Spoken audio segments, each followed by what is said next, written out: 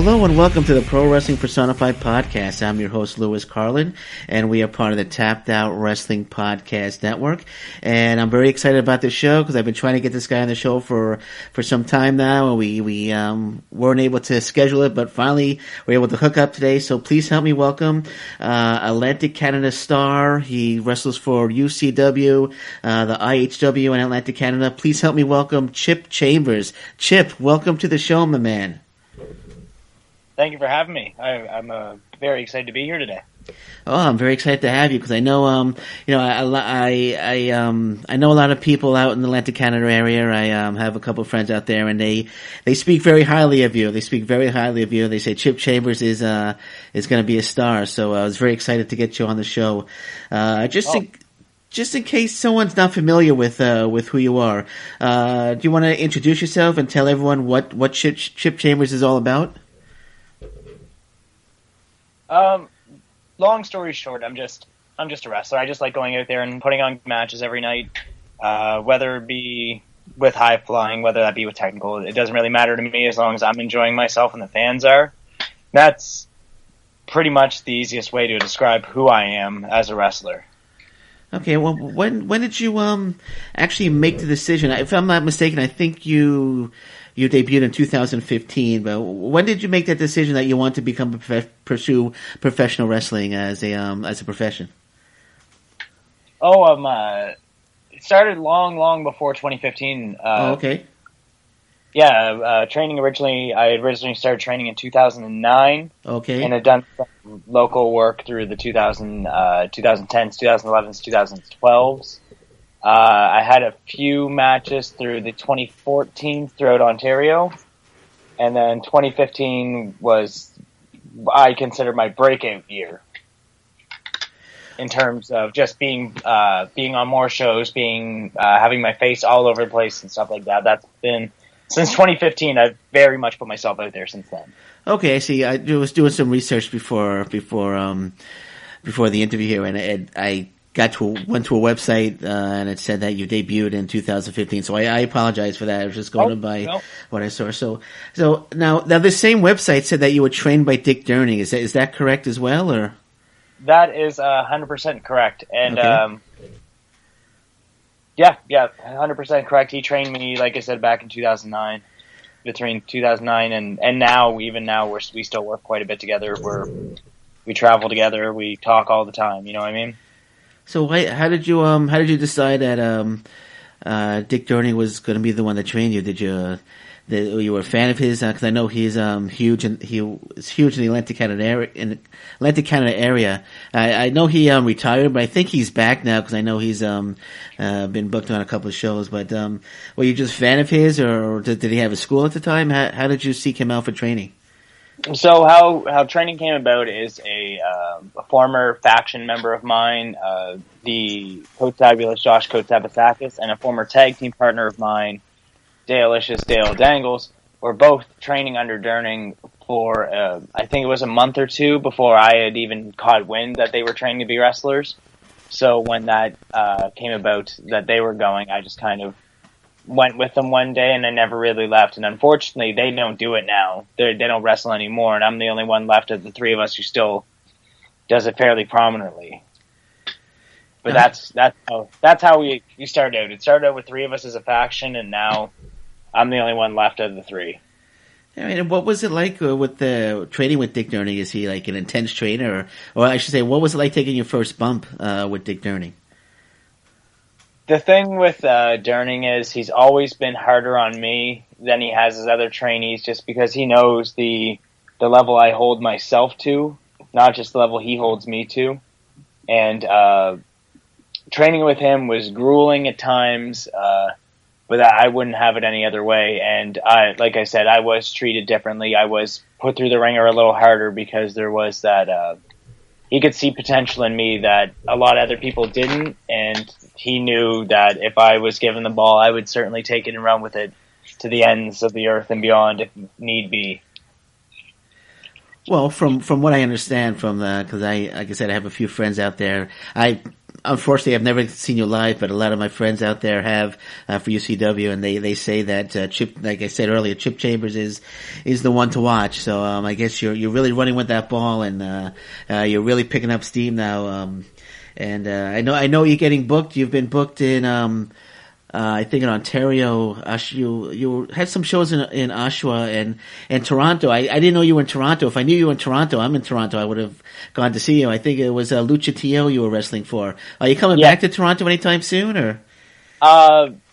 Not as of right now. I haven't really spoken with anybody about that. The next time I'm in Ontario that I know of in terms of wrestling is I've been in talks of coming back to Barrie. I don't have a definitive date yet. I am going to reach out to Lucha Tio again throughout the winter, just because I plan on doing some traveling, and I hopefully want to make it out to Ontario and get a triple bill, a Friday night, a Saturday night, and a Sunday afternoon shows, if I can line up all three properly and just make a nice weekend of it. Okay, you said Barrie. Is that the Barrie Wrestling Promotion? Because that's like a half hour from my house. I mean, if you're coming back to Barrie, I'm coming up to see him, my man. So is that at Barrie Wrestling is you're going to be wrestling for? That would be the one. I was there previously in, I believe it was January of 2016. They worked Gabriel Pierza at the time. Okay, well, let me know. Let me know when you're coming back. I'll definitely come up and I'll definitely see you, man. I'd like to meet you in person. Maybe get a selfie with you and put it on my Twitter page. Will be nice. Hey, I'd share that too, my friend. Now I'm going on this website that I was on. It said that you debuted for Twin City Wrestling. Is that correct as well, or no? My actual debut was through XWA in St. John, which is the Extreme Wrestling Alliance. Okay. And that would have been when was my debut match for them? Give me a second. Sure. Here, I gotta go through my mind. That would have been July of 2010. Or June of 2010, I would have debuted. 2010, okay. And I know I was looking at this Twin City Wrestling, and I saw it was interesting. I saw a tag team which had a great name, the Gyration Nation. How did that all come about? That's a great name, by the way, the Gyration Nation. Well, that kind of all plays into how the name Chip Chambers came about. Was like I said originally, I began training with my tag team partner at the time. His name was Dale-licious Dale Dangles, and he came up with that name on his own long before he even began training to be a wrestler. And he just had that crowd presence, could control a crowd a lot better than I could starting out. So he got showtime before I did. Now, as we were going along, he had this character and he was ready to go, and I was just kind of floundering. I didn't have a character. I didn't have nothing. I was just a guy who was trained. And we sat down and we started bouncing ideas off each other that neither of us had anything definitively set in stone.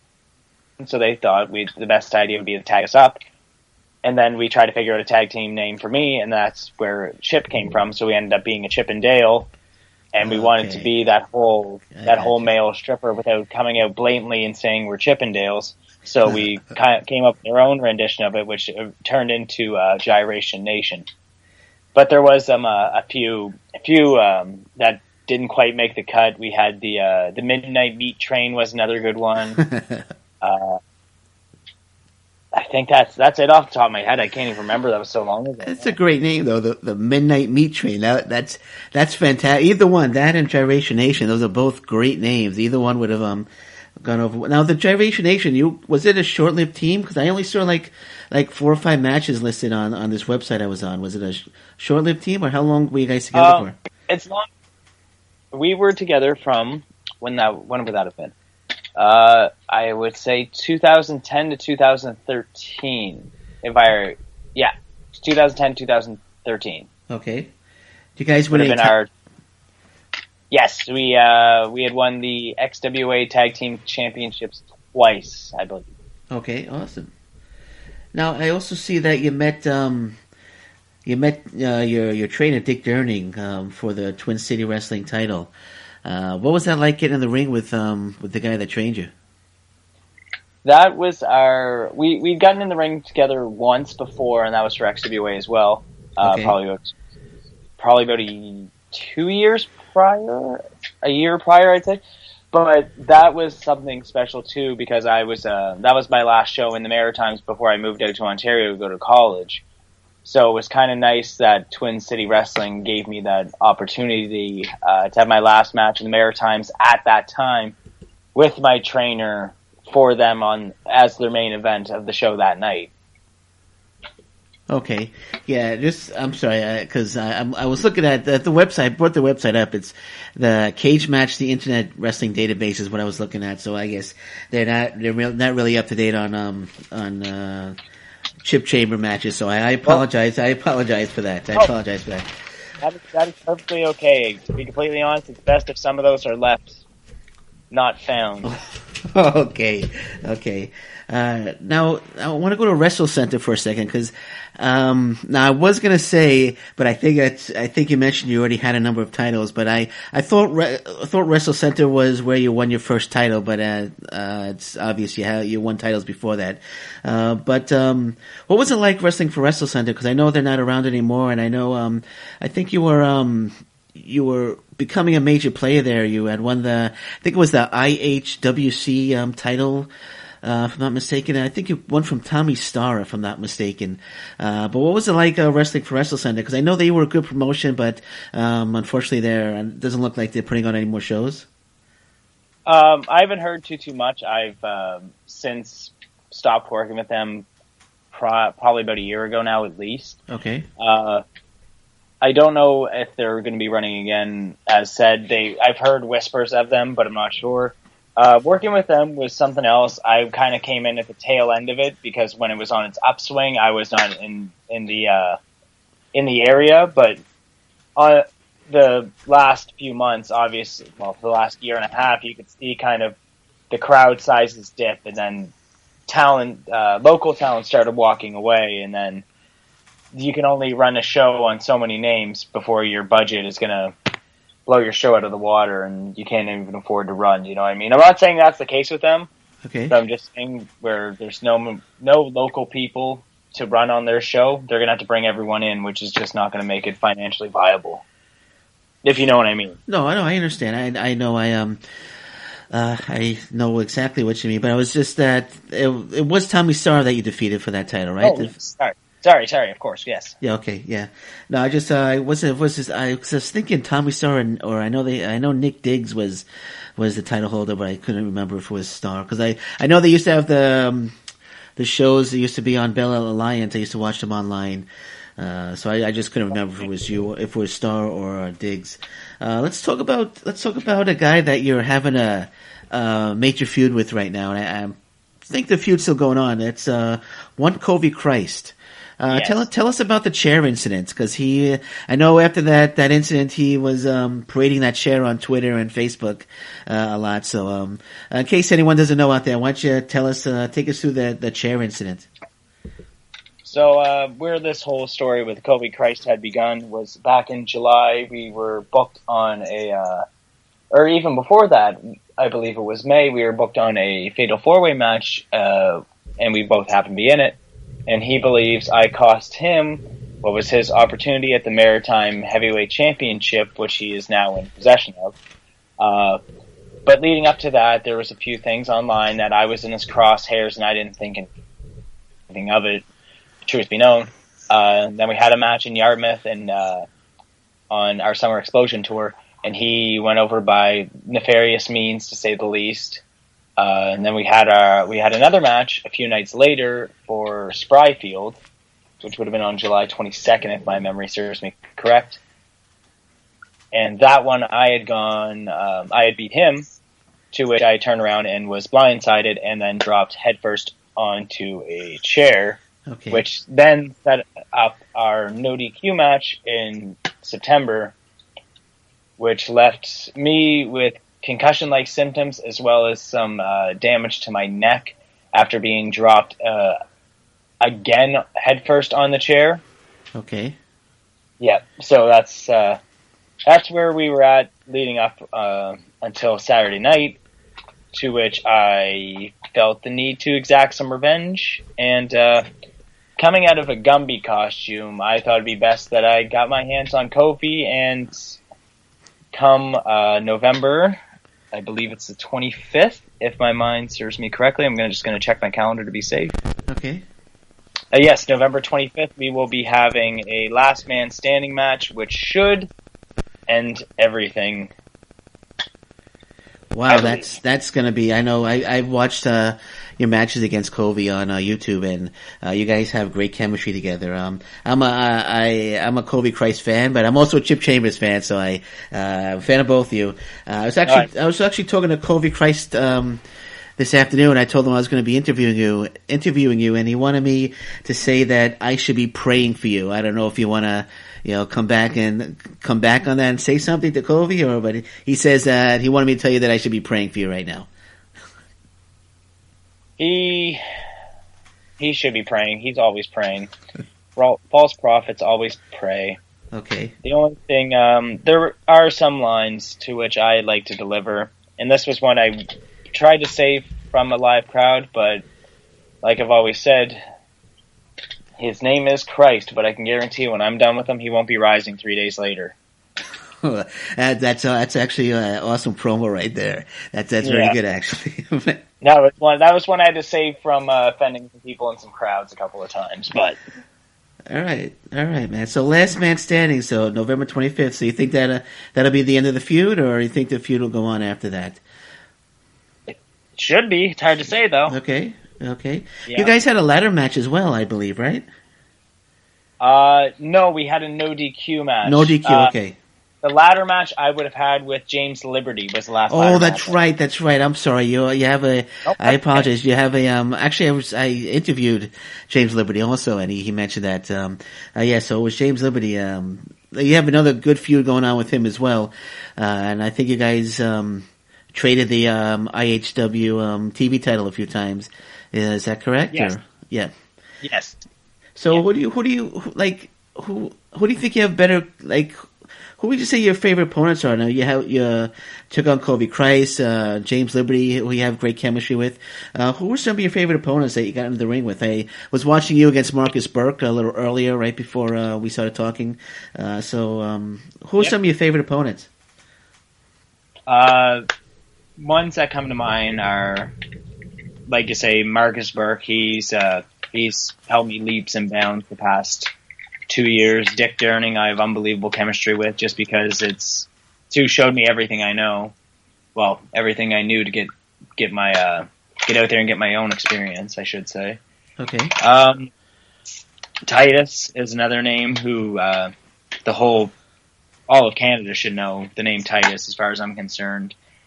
I've just really enjoyed the past year, the big man, little man dynamic. I've just really enjoyed that story in the past year, personally. Sure. So anyway, go ahead. Go ahead. I'm sorry. Go ahead. Oh, no, that's okay. There are those people I have great chemistry with, but right now my bread and butter is that underdog fighting from under David and Goliath. That's my bread and butter right now. Okay, and I agree about Titus. He's a very, very talented wrestler.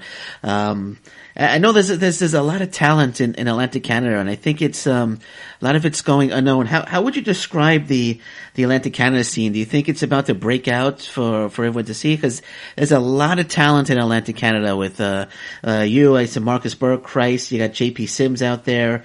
You mentioned Titus, Burke. A lot of talent out there. I know you have Madison Miles, who in my opinion is going to be a star one day. So how would you describe the Atlantic Canada wrestling scene? Do you think it's going to break out soon for the whole world to see?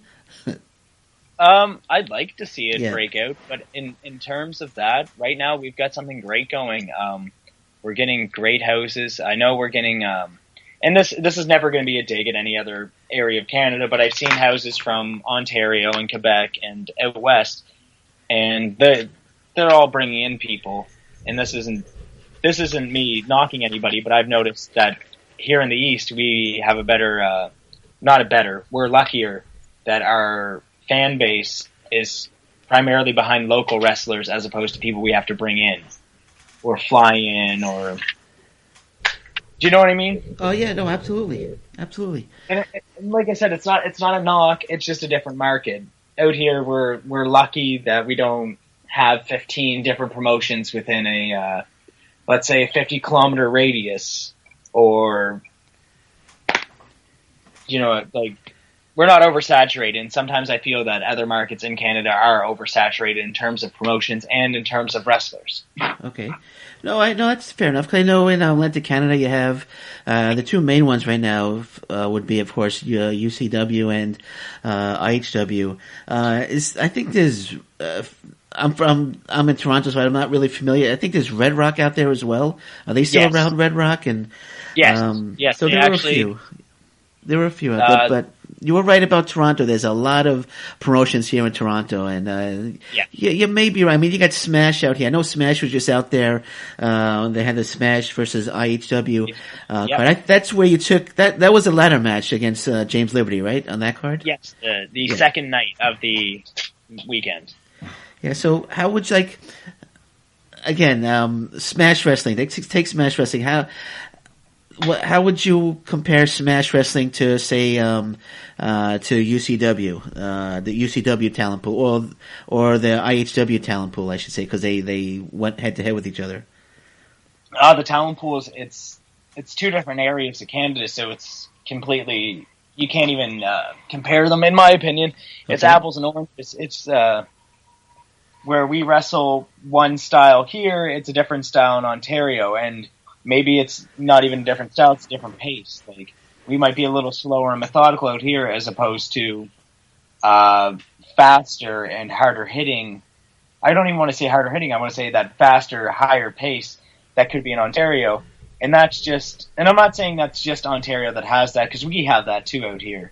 And that's what I enjoy, and that's what I feel like I'm bringing to the Maritimes, is that higher octane style that's taking off nowadays, but there still needs to be room for that slower, methodical storytelling in it. And that's I know some guys from Smash, they all have that ability. The ones that came because they're all great people. I believe there's only one or two people I hadn't met before that came down, but they were all great people, all great to have around. We welcome them down again at any time, and who knows, maybe someday we'll go up there. It's hard to say. Yeah, no, I was a little disappointed I wasn't able to. I was hoping that show would have made it to YouTube or iPay-per-view or something, because it's still late. It still might. I know it was recorded. I don't know to what ends it'll be broadcasted, but I know it was recorded. Okay, yeah, because I'm very familiar with the guys that went up there, like Brett Banks, Tarek, Sebastian Suave, Tyson Dukes. I think Dukes took on Dick Durning, if I'm not mistaken, up there, one of the shows. Or maybe Marcus Burke. Maybe it was Dukes against Burke. Dukes took on a young lad out here by the name of Cody Blade. Cody Blade, okay. Yes, it was originally supposed to be Titus and Dukes. Okay. But then during an altercation between Burke and Titus, there was a large gash below Titus's left eye that left him unable to compete. Okay. No, Cody Blade, I believe that's Madison Miles' boyfriend, if I'm not mistaken. Yes. Yeah. And I think he was the Maritimes, he was the Maritimes champion, until he lost to, the guy that you're most likely gonna beat on November 25th in that last man standing match. Will that title be on the line during that match as well, or? Oh no, that's UCW though, right? Yeah, that's UCW, and as far as I know, that title will be on the line during that match, as far as I know. Okay.